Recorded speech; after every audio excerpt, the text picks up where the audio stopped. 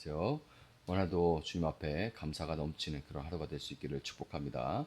오늘 본문은 이사야 21장 이어서 22장입니다. 이것은 해변 광야를 두고 하신 엄한 경고의 말씀이다. 남쪽 광야에서 불어오는 회오리 바람처럼 침략자가 광야에서 쳐들어온다. 저 무서운 땅에서 몰아쳐온다. 나는 끔찍한 계시를 보았다. 배신하는 자가 배신하고 파괴하는 자가 파괴한다. 엘라마 공격하여라. 메데아 에어싸거라. 내가 바벨론의 횡포를 그치게 하고 억압받는 사람들의 탄식 소리를 그치게 하겠다. 그러자 나는 허리가 끊어지는 것처럼 아팠다. 아기를 낳는 산모의 고통이 이런 것일까? 온몸이 견딜 수 없이 아팠다. 그 말씀을 듣고 귀가 멀었으며 그 광경을 보고 눈이 멀었다. 나의 마음은 갈피를 잡지 못하고 공포에 질려 떨었다. 내가 그처럼 보고 싶어한 희망찬 새벽빛은 도리어 나를 무서워 떨게 하였다. 내가 보니 사람들이 잔치상을 차려놓고 방석을 깔고 앉아서 먹고 마신다. 갑자기 누가 명령한다. 너희 지휘관들아 일어나거라. 방패를 들어라. 주님께서 나에게 이렇게 말씀하셨다. 너는 가서 파수꾼을 세우고 그가 보는 대로 보고하라고 하여라. 기마병과 함께 오는 병거를 보거나 낙이나 낙타를 탄 사람이 나타나면 주의하여 살펴보라고 하여라. 파수꾼이 외친다. 지휘관님, 제가 온종일 망대 위에 서 있었습니다. 밤새 경계구역을 계속 지키고 있었습니다. 그런데 갑자기 병거가 몰려오고 기마병이 무리를 지어온다. 누가 소리친다. 바빌론이 함락되었다. 바빌론이 함락되었다. 조각한 신성들이 모두 땅에 떨어져서 박살났다. 아, 짓밟히던 나의 결이여, 타작마당에 으깨져서 나의 동포여, 이스라엘 하나님 만군의 주님께서 나에게 말씀하신 것을 이렇게 내가 그들에게 전한다. 이것은 두말을 두고 하신 엄한 경고의 말씀이다. 세일에서 누가 나를 부른다. 파수꾼아, 밤이 얼마나 지났느냐? 파수꾼아, 날이 새려면 얼마나 더 남았느냐? 파수꾼이 대답한다. 아침이 곧 온다. 그러나 또다시 밤이 온다. 묻고 싶거든 물어보아라. 다시 와서 물어보아라.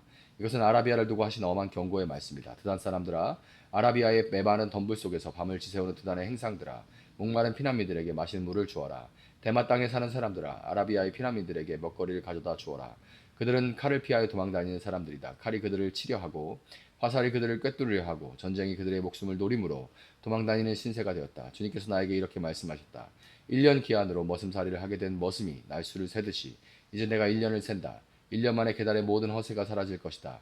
게달의 자손 가운데서 활 쏘는 용사들이 얼마 남는다고 하여도 그 수는 매우 적을 것이다. 주 이스라엘의 하나님께서 이렇게 말씀하셨다. 이것은 환상 골짜기를 두고 하신 엄한 경고의 말씀이다. 너희가 무슨 변을 당하였길래 모두 질붕에 올라가 있느냐? 폭동으로 가득 찬 성읍, 시끄러움과 소동으로 가득 찬 도성아. 이번 전쟁에 죽은 사람들은 칼을 맞아 죽은 것도 아니고 싸우다가 죽은 것도 아니다. 너희 지도자들은 다 도망치기에 바빴고 활도 한번 쏘아보지 못하고 사로잡혔다. 사로잡힌 너희들도 아직 적군이 멀리 있는데도 지레 겁을 먹고 도망가다가 붙잡혀서 포로가 되었다. 그러므로 내가 통곡한다. 다들 비켜라. 혼자서 통곡할 터이니 나를 내버려 두어라. 내 딸, 내 백성이 망하였다고 나를 위로하려고 애쓰지 말아라. 주 만군의 하나님께서 친히 환상 골짜기에 혼란과 학대와 소란을 일으키시는 나를 이르게 하셨다. 성벽이 헐리고 살려달라고 아우성치는 소리가 산에까지 사무쳤다. 엘람 군대는 화살통을 메고 왔고 기마대와 병거대가 그들과 함께 왔으며 기르 군대는 방패를 들고 왔다. 너희 기름진 골짜기들은 병거부대의 주둔지가 되었고 예루살렘 성문 앞 광장은 기마부대의 주둔지가 되었다. 유다의 방어선이 뚫렸다. 그때 너희는 수풀궁에 있는 무기를 꺼내오고 다윗성에 뚫린 곳이 많은 것을 보았고 아랫못에는 물을 저장하였다. 또한 옛못에 물을 예루살렘에 있는 집에 수를 세워보고는 더러는 허물어다가 뚫린 성벽을 막았다. 또한 옛못에 물을 대려고 두 성벽 사이에서 수지를 만들기도 하였다. 그러나 너희는 일이 이렇게 되도록 하신 분을 의지하지 않고 이 일을 옛적부터 계획하신 분에게는 관심도 없었다. 그날에 주 만군의 하나님께서 너희에게 통곡하고 슬피 울라고 하셨다. 머리털을 밀고 상복을 몸에 두르라고 하셨다. 그런데 너희가 어떻게 하였느냐? 너희는 오히려 흥청망청 소를 잡고 양을 잡고 고기를 먹고 포도주를 마시며 내일 죽을 것이니 오늘은 먹고 마시자 하였다. 그래서 만군의 주님께서 나의 귀에 대고 말씀하셨다. 이 죄는 너희가 죽기까지 용서받지 못한다. 주 만군의 하나님께서 이렇게 말씀하셨다. 주 만군의 하나님께서 이렇게 말씀하신다. 너는 궁중의 일을 책임진 총책임자 셈나에게 가서 나의 말을 전하여라. 네가 이곳과 무슨 상관이 있기에, 이곳에 누가 있기에 여기에다 너희 무덤을 팠느냐? 높은 곳에 무덤을 파는 자야. 바위에 누울 자리를 쪼아내는 자야. 그렇다. 너는 권세가 있는 자다. 그러나 주님께서 너를 단단히 묶어서 너를 세차게 내던지신다. 너를 공처럼 둥글게 말아서 넓고 아득한 땅으로 굴려버리신다. 네가 거기에서 죽을 것이다. 네가 자랑하던 그 화려한 병거들 옆에서 네가 죽을 것이다. 그리하여 너는 너의 상전의 집의 수치거리가 될 것이다.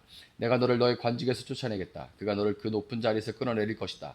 그날이 오면 내가 힐기야의 아들인 나의 종 엘리야김을 불러서 너의 관복을 그에게 입히고 너의 띠를 그에게 띠게 하고 너의 권력을 그의 손에 맡길 것이니 그가 예루살렘에 사는 사람들과 유다 집안의 아버지가 될 것이다. 내가 또 다윗의 집의 열쇠를 그의 어깨에 둘 것이니 그가 열면 너 닫을 자가 없고 그가 닫으면 열 자가 없을 것이다. 단단한 곳에 잘 박힌 못같이 내가 그를 견고하게 하겠으니 그가 가문의 영예를 빛낼 것이다. 그의 가문의 영광이 그에게 걸릴 것이다. 종지의 상하리에 이르기까지 모든 작은 그릇들과 같은 그 자손과 족속의 영광이 모두 그에게 걸릴 것이다. 만군의 주님의 말씀이다. 그날이 오면 단단한 곳에 잘 박힌 못이 사가서 떨어질 것이니 그 위에 걸어둔 것들이 산산조각이 날 것이다.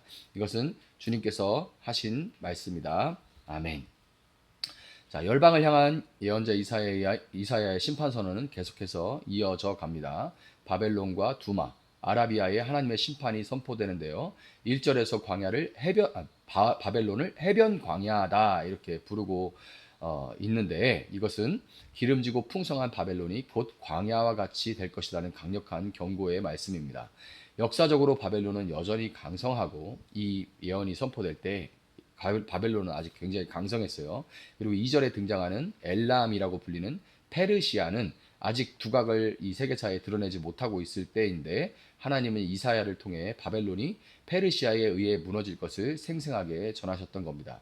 중요한 것은 이와 같은 열방의 심판들이 마치 졸고 있는 학생들을 깨우기 위해서, 점심 먹고 식곤증 오는 오후에 이제 애들이 막 졸고 있어요. 그럼 선생님이 책상을 탁탁 두드리죠.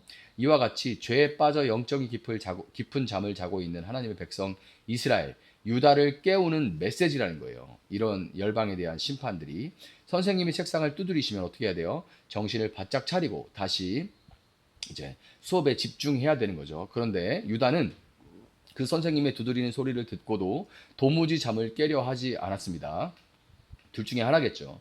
선생님을 무시하고 있거나 아니면 죄의 잠이 너무 달콤해서 이렇게 깨지 않는, 둘 다일 수도 있고요. 열방의 심판을 보면서, 그리고 마침내 아시리아의 침략이라는 매를 드신 하나님 앞에서도 유다는 돌이키지 않았습니다. 그들은 스스로 자신들이 하나님이 택하신 선민이라는 착각 속에 빠져 있었음에도 실제적으로는 하나님이 아닌 이집트를 의지하면서 스스로 살 길을 찾고자 했습니다. 참된 믿음이 아닌 우리는 하나님이 선민이니까 안전하다라는 자기 자신의 신념을 믿고 있었던 거죠. 유다가 하나님이 아닌 이집트를 의지하는 모습을 대표적으로 보여주는 인물이 이사야 22장 15절부터 등장하는 궁중의 일을 책임진 총책임자 셈나입니다.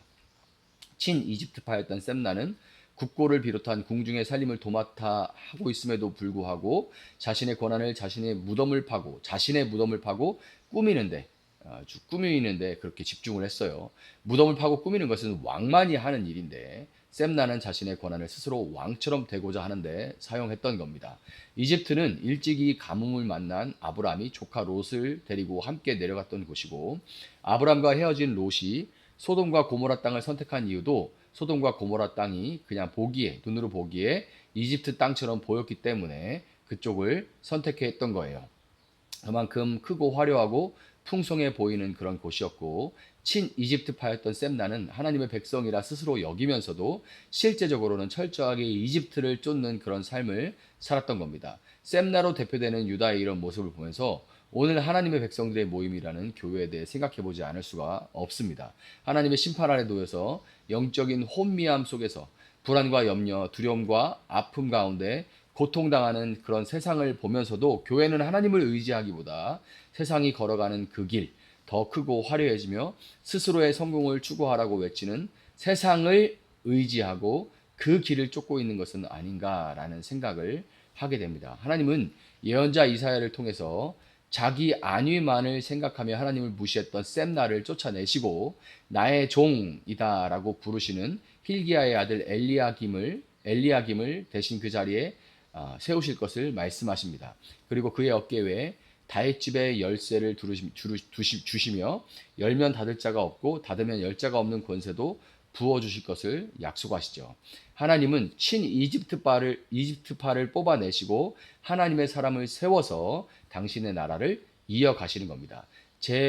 계시록 2장의 에베소 교회에 돌이키지 않으면 촛대를 옮기겠다고 경고하셨던 것처럼, 하나님은 오늘도 세상의 정신과 길을 쫓아가는 교회와 소위 하나님의 사람들을 뽑아내시고 당신의 사람들을 세우실 것입니다. 엘리야김이 벽에 박힌 단단한 목과 같이 유다를 위한 하나님의 일에 그 도구로 쓰임 받았지만, 그 역시 사람일 뿐이었기 때문에 시간의 흐름에 따라 그와 그가 행한 일들은 마치 못이 삭고 부러지면서 그 위에 걸린 것들이 다 떨어지는 것처럼 쓰러질 수밖에 없었습니다. 그러나 계시록 3장 7절은 이렇게 말합니다. 거룩하신 분, 참되신 분, 다윗의 열쇠를 가지고 계신 분, 여시면 닫을 사람이 없고 닫으시면 열 사람이 없는 그분이 말씀하십니다. 자, 누구세요 이게? 예수 그리스도죠. 참된 다윗의 열쇠는 예수님께 있습니다. 엘리야긴과 달리 예수님은 결코 삭거나 부러지지 않는 영원한 못, 영원한 왕이십니다. 그리고 이 왕께서 우리에게 하나님의 나라의 사명을 맡기셨어요.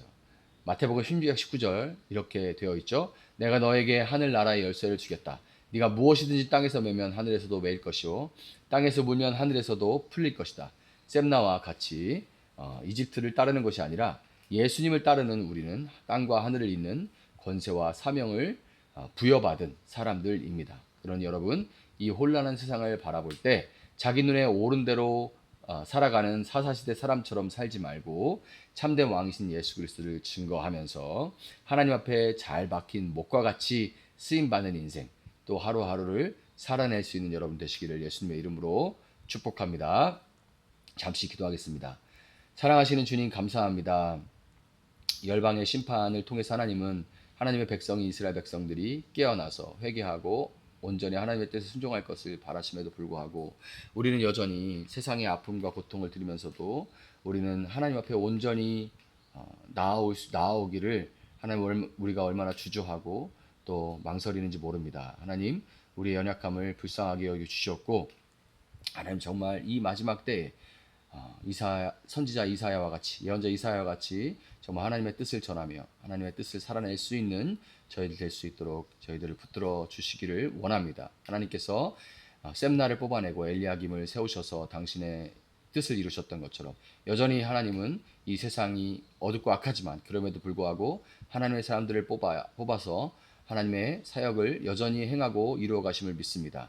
우리가 그 하나님의 뜻에 합당하여 하나님께 들림받아 사용될 수 있는 그런 한 사람 한 사람 될 수 있도록 주님 붙들어 주시옵소서. 감사하며 예수님의 이름으로 기도합니다. 아멘. 오늘 주신 말씀 붙들고 계속해서 기도합니다.